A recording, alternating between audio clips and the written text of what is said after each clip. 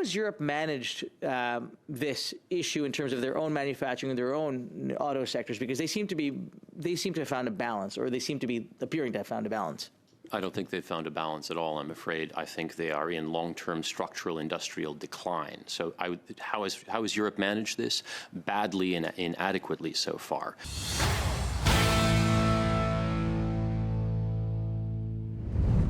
Not even a year after saying China was Canada's most significant threat, Mark Carney announced in January that we now have a strategic partnership with them. It's almost as if they forgot that China has been abducting our citizens and threatening to invade Taiwan, never mind the human rights violations. One person that didn't forget was Michael Kovrig, and he punched a hole in the Liberal narrative so wide that there is no coming back from it. Let's take a look. In January of this year, Canada's Prime Minister traveled to China to forge a new strategic partnership with the People's Republic of China focused on energy, agri-food, and trade. And during that visit, the Prime Minister said, "I believe the progress that we have made in the partnership sets us up well for the new world order." So what's your reaction to those comments? Deep concern. At the potential implications of that statement. If it's simply short-term tactical temporizing, I think that's understandable in a complex situation, but I would not support that particular choice of words, because in effect, the critical thing to understand about that kind of scenario is that Western countries, particularly democracies, may have policies and plans. The Chinese Communist Party has narratives. And the narrative it is trying to build is of inevitable preeminence and centrality in shaping both its region and ultimately world order. And contributing to that narrative is essentially making a concession in negotiations without receiving anything in return. And it's a very dangerous concession to make. So, ladies and gentlemen, if you've never heard Michael Kovrig speak, I would say you're in for a treat in a way, because he speaks exceedingly well. And he is an expert on China for obvious reasons. He spent 1,000 days in a Chinese jail cell, but he's also an expert on it from an analytical and geopolitical perspective. And what he's describing is what we've been covering bit by bit and piece by piece over the course of all of our videos on it. See, China doesn't engage in overt influence most of the time. They like operating in the shadows, and they like operating with that word, influence. They want to try to change their narrative that other countries have about China, whether it's real or not. They want to be seen as, well, benefactors and altruistic and environmentally conscious. That's what Mark Carney would have us believe as well. But they do this through very seriously concerning means, as we know. Thank you. Given your comments, you talk about tactical gamble and think strategically. So in your view, is it a mistake by this Liberal government to be moving Canada closer to China and the Chinese Communist Party at this time, considering their abhorrent track record and neglect for human rights, use of forced labor, and the unjust imprisonment not only of yourself, but others, including freedom and democracy advocate Jimmy Lai, who has family and hotel operations in not only my community of Niagara on the Lake, but throughout the province of Ontario? Yes, I think it's tactically understandable in a situation of geopolitical uncertainty and extreme pressure. So I understand why the Canadian government is doing it, and in fact, many governments are trying to do that. I would distinguish between trying to stabilize relations with China and establish diplomatic mechanisms and channels to manage those relations in as orderly a means as possible, and to use face-to-face communication to deepen understanding of Chinese and Communist Party perspectives. I think that is necessary diplomacy. The risk is that stabilization slides into normalization and leads to deeper and deeper entanglement, which in turn magnifies and increases the risks of the many things that the Hogue inquiry and many other Canadian reports and analyses, for example, from our security agencies, have already made clear.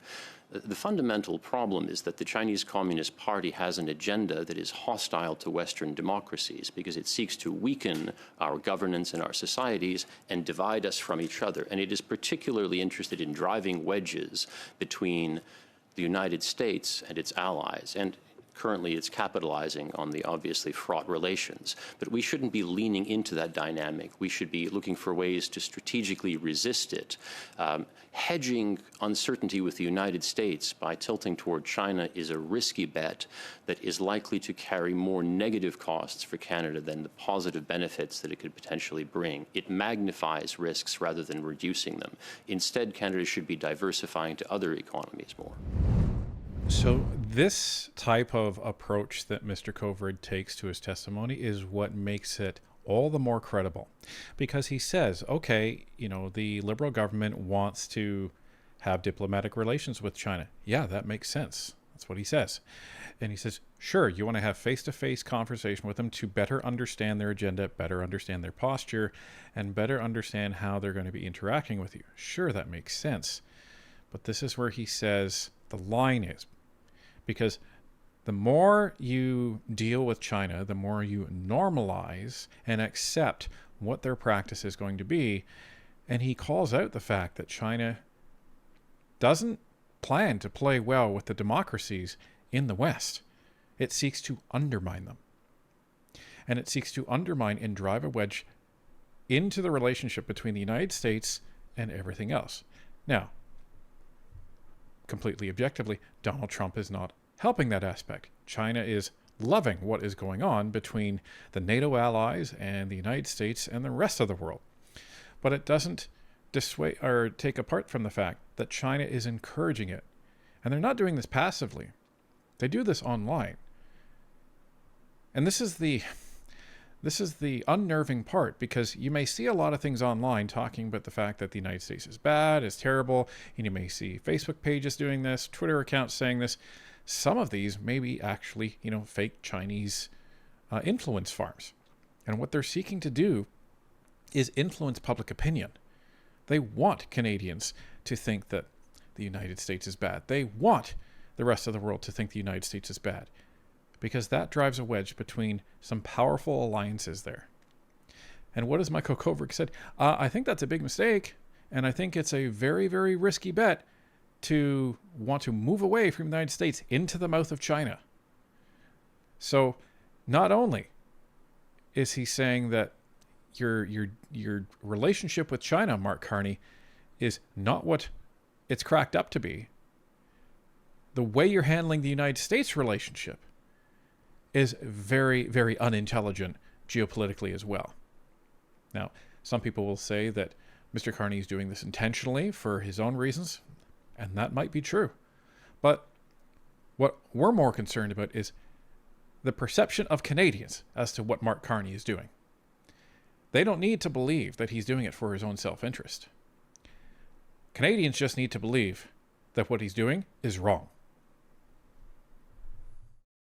Thank you. And during the last federal election, the Prime Minister indicated that China was Canada's biggest security threats. I mean, in fact, just a week after that, he was at a news conference in Niagara Falls in my community and said Canada has to counter Chinese foreign interference threats. He also criticized China for being a partner with Russia in the war with Ukraine and said it is a threat to broader Asia and Taiwan in particular. Carney said China is the biggest threat from a geopolitical sense. We're taking action to address this. So do you know what he means when he says, Canada, we're taking action to address this? And what has changed? My impression is, for example, and this is where you see different simultaneous activities, right? On the one hand, deeper economic entanglement in some areas. I think the measures would include being judicious about which sectors that trade and investment is allowed to increase. And secondly, it's increased spending and investment in defense procurement, and strengthening things. But the problem from a scientific and technological perspective for this committee is that more entanglement with China creates more risks, which in turn imposes costs on the government and the taxpayer to mitigate. And it's questionable whether the economic benefits, which are likely to be narrowly concentrated in a few firms and, frankly, a few individuals, are not outweighed by the costs of having to mitigate all those challenges, and in particular by the risk of interfering with negotiations with the United States, which is still a vastly more significant relationship. And the Americans have made quite clear that they take a dim view of deeper entanglement with China by Canada and its allies. I think we need to take a longer view and keep calm and be more strategic in terms of the likely implications of that balance of power, and not make moves that would jeopardize relations and negotiations with the United States for the sake of short-term economic benefits that are likely to prove ephemeral. So I'm sure everybody heard it when he said essentially that, okay, you know, I understand that Canada is investing more in defense and defense procurement. Sure, that's fine. But the closer you get to China, the more you're going to have to spend on that to manage the risk of China. So anything that you think that you're going to be getting in terms of a economic benefit from China isn't actually going to be worth it in the end. And he says, all of this is not long-term thinking. And the part that I'm pretty sure everybody picked up on, as he said, that it's really only going to be benefiting a few firms or individuals. Notice he didn't actually name them. And that's to maintain credibility, because if he starts saying things like Brookfield or Mark Carney or BlackRock or anything, these other firms out there, he starts to appear, whether he is intending or not, as partisan. But keeping those details out and relying on specifically the core concept, that's where he maintains the credibility in committee, and he avoids stepping on certain landmines that would open him up to criticism from the Liberals and other detractors. And he says, listen, like, you can have your little hissy fit with the United States right now, but to completely shut off that relationship and aggravate it by dealing with China is very short-term thinking. From the Prime Minister that allegedly has the long-term plan, and he keeps asking us to wait. Don't worry, the benefits are coming. Here's Michael Kovrig saying, any benefits that you think are going to be coming from China are ephemeral, meaning fleeting, very short term, and not worth the cost. Very interesting testimony, because this flies right in the face of Mark Carney and his entire approach with China and the United States. Thank you, Madam Chair. Mr. Kovrig, good to see you again. And just to pick up where my colleague left off, you've been remarkably clear that despite what you personally endured, that countries need to find ways to move forward and to figure out where their relationships need to go. Given that framing, what would a well-designed reset with China look like in the context of where we are today, in the context of the reality that Canada is facing with the United States, where increasingly we are seeing that cleave continues to grow, not to come closer? And is there a version of kind of China-Canada engagement on EVs that you would see as being, that you would be able to support, I suppose? Okay, this is really important. This is a last-ditch attempt at damage control from Talib Nur Mohammed. This is the same guy that was telling the National Post, we pay your salaries, and therefore you need to listen to what we say. Just want to make sure that everybody knows that's who this is. So what he's doing is he's framing his question, and he's trying to steer Michael Kovrig away from criticizing Mark Carney and everything the Liberal government has done with China to, well, give me a scenario where you would be okay with this. And that way, it gives them a talking point that Michael Kovrig believes that blah, blah, blah, blah, blah, blah, blah, blah, blah. And then they can take that away, and that's their positive talking point to say, Michael Kovrig supports EVs coming into Canada. That's how they do this. So that was the whole framing. He's like, well, assuming that there is a way, what would that be, and how would you support it? That's what he's trying to do here. I think, first of all, going back to your colleague's point about Prime Minister Carney's statement at Davos, what Canada should be doing is doubling down on alliances and deepening relations and coalitions with like-minded countries, partners, and allies, so that rather than trying to negotiate exactly that relationship you're talking about one-on-one with China, in a context where the Chinese Communist Party is going to have most of the leverage and the strength and the coercive power, Canada needs to be focusing on building coalitions of like-minded countries with similar and aligned trade barriers, cybersecurity standards, human rights and labor standards, and so on, and then presenting the Chinese Communist Party with a unified alignment of countries that have the same standards and will not backfill for each other, and that will help protect each other. And through that sort of mechanism, ideally aligned as much as possible with the United States, then you can have a stronger negotiating posture with China. And what you should be looking for is policies that deliver certain benefits in sectors with Canada where it is still safe to have trade and investment. And they're going to be strictly limited, while not taking actions that in any way deliver benefits to a regime that is ultimately seeking dominance and centrality in the world in ways that are harmful to Canada. So the way he answered that was pretty remarkable, in my opinion, because what he did is he completely sidestepped the landmine and the trap that Nur Mohammed set for him. Because what Nur Mohammed wanted him to do is say, well, you have to get China to do this, and you have to get China to do this, and you have to get China to do this. Then I would support that. Conditional. So what he said was, listen, you have to do something that you're actually not doing right now. And it has not really anything to do with China. You want to actually do this properly? Well, look at Mark Carney's Davos speech. Go get all your European buddies together and all these other quote-unquote middling countries. You all come together, develop a policy, all agree to that policy when it comes to cybersecurity, when it comes to technology standards, when it comes to enforcement, and when it comes to, any type of counter-China approach, and then you can negotiate as a bloc. That's very, very smart, right? It's the many come together to become one, and now you are negotiating from a position of strength. And then he said, now, at that point, you can then go to China and say, sure, you can come in, but we're all taking the same approach. We're all using these same standards. So you have to adhere to this standard if you want to deal with us. And if you deal with one of us, you'll have to deal with all of us. So there's nobody that's going to be, okay, well, I'll relax my standards and I'll relax my policy. We're all in this together, and that's going to be the way to do it. And that's what Mark Carney is not doing right now. So very clever. So that was the first attempt by the Liberals to try and get Kovrig to say something that he didn't want to. Here's the second attempt. So on that basis, though, going back to EVs, because that is the topic of this study, and we could have a much longer conversation about geopolitics and the other challenges that we face. But if we come back to this question of EVs and we talk about like-minded countries, look, I don't think there's anybody in this room from any side that isn't clear about the desire of certain Chinese auto manufacturers and others in that ecosystem to ensure that they have global dominance. This has been what we have seen what the Americans tried to do with their auto sector in years past, so on and so forth.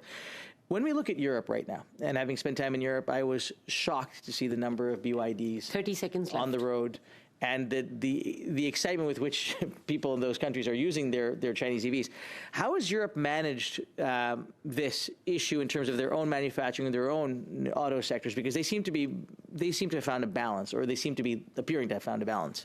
I don't think they've found a balance at all, I'm afraid. I think they are in long-term structural industrial decline. So how has Europe managed this? Badly and inadequately so far. Their duties and their quotas are not going to be strong enough, and their industrial bases are going to be hollowed out. And if you look at the economic malaise that has gripped Germany, there's empirical examples of it. 10,000 manufacturing jobs lost a month over the last year. It is going to be devastating to Europe, and they need a new strategy. That was as much of a smackdown to the liberal narrative on the EVs and China as I think I've ever heard. Because what they're trying to say, the liberals, is they're saying, well, you're saying we need to align with other countries and blah, blah, blah, blah, blah. And look, we're aligning with Europe. and everything's going well for them. And Kovrig just fires right back. It is not going well for them. It is going very badly. And Michael Kovrig is not making this up. Check it out. So, ladies and gentlemen, this is a graph of all of the different employment growth by industry in Germany. Okay, so what you can see is that manufacturing is going down like nobody's business. It is falling like crazy, and it has been falling since the middle of 2023. This is after COVID, right? COVID's done. And it is falling to almost the level of COVID since China has actually come in with their EVs. This is what Michael Kovrig is specifically talking about. German industry lost more than 120,000 jobs last year. The automotive sector was hit the hardest with 50,000 job losses, while the chemical and pharmaceutical industry saw a smaller reduction, losing 2,000 positions. Jan Broherkler of EY in Ernst & Young described the situation as a quote-unquote deep crisis for German industry. Since 2023, revenues have declined by nearly 5%, and 2025's fourth quarter marked the 10th consecutive quarter of economic contraction. EY predicts that industrial employment in Germany will continue to shrink in 2026 due to weak demand and strong competition, particularly from China. So this is not Michael Kovrig just pulling things out of thin air. He's studied this, and he has studied this to an incredible degree. This is the impact of China going into Europe with their EVs. Despite the liberals trying to use it as a case study. And you know what? I think Kovrig is saying, sure, absolutely, use it as a case study. A case study in what not to do. Talib Nur Muhammad is trying to say, well, you know, I think they have a balance. And Kovrig is saying, absolutely not. Look what's happened. China goes in, prices everybody out of the market, pushes the other auto manufacturers out, and they've done this in South America. They're doing it in Europe. They want to do it in North America. And then, once they're there, they can use that as leverage. And as he said before, you're not dealing with Ford versus a Chinese company called BYD. Despite what Talib Nur Muhammad is saying, well, you know, the American auto manufacturers have tried to have global dominance as well. Yeah, they've tried to be dominant in the actual market when competing with other companies. But they're not competing with other companies right now. They're competing with the economic and industrial might of China, who subsidizes their EV industry to the tune of $300 billion each year. So, when it comes down to it, am I going to trust Mark Carney, who has changed his mind on a whim when it comes to China and wants us to have a strategic partnership right after a year in which we received the Hogue report detailing that China is deliberately interfering within our democracy, has kidnapped our citizens, still has one in jail, and is intent on pushing itself around no matter what it has to do to get world dominance? Or am I going to trust somebody who's actually been there, who was imprisoned for 1,000 days, over 3 years, and someone who comes with the facts, comes with the receipts, and says, you know what, you may not like the United States, but they are our ally, and a short-term hissy fit does not replace a long-term partnership with the greatest economic and military power on this planet.